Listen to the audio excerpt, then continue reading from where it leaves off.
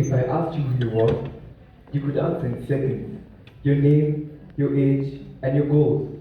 But if I asked you what you are avoiding all the time, would you answer just as quickly? What is your truth? We often tell ourselves these little lies or big ones to feel safe, avoid pain, or delay growth. But until we face those lies, we can't truly live free in this world. Ladies and gentlemen, my name is Isaac Ato from Aga, and I'm standing before you to shed some light on the lies we tell ourselves and why we believe them. You'll probably forget 90% of what I'm about to tell you today, so here's the 10% that actually matters. You'll never heal from what you keep lying about. Self-deception is the silent war between who we are and who we pretend to be. It's when we convince ourselves that we are in control while quietly falling apart. And yes, it may seem innocent or even harmless, but it's actually quite the opposite. Because every time we lie to ourselves, we're trading truth for temporary comfort.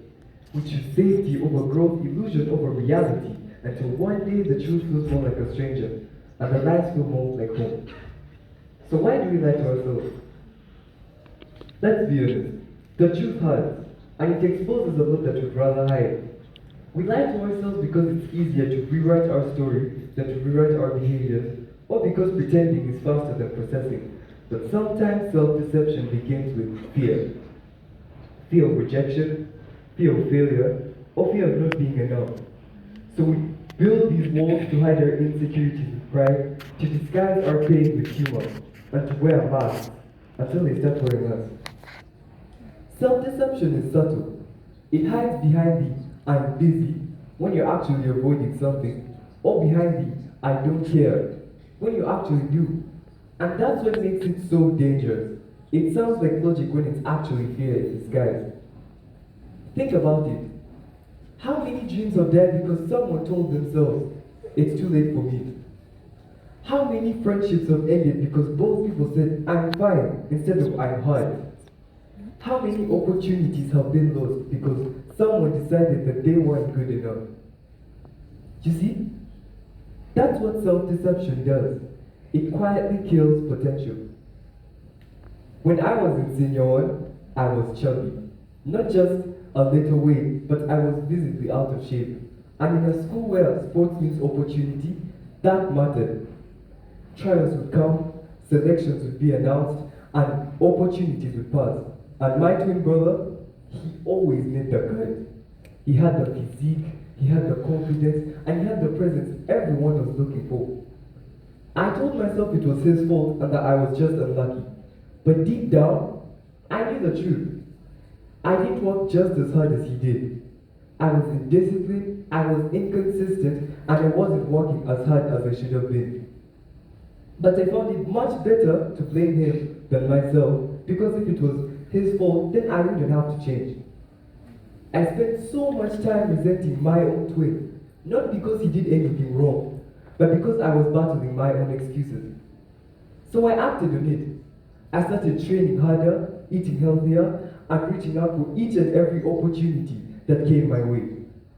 I learned that the moment you stop lying to yourself, you get your power back. Here's something people rarely talk about. Lying to yourself costs energy. You spend so much time keeping up with the illusion, editing your words, adjusting your reactions, and rewriting your emotions. You become an actor in your own life, and the longer you act, the harder it becomes to remember who you really are. So why does the truth matter? The truth isn't the enemy. It's that friend that tells you what you don't want to hear, but exactly what you need to hear. The truth says the problem isn't them, it's you.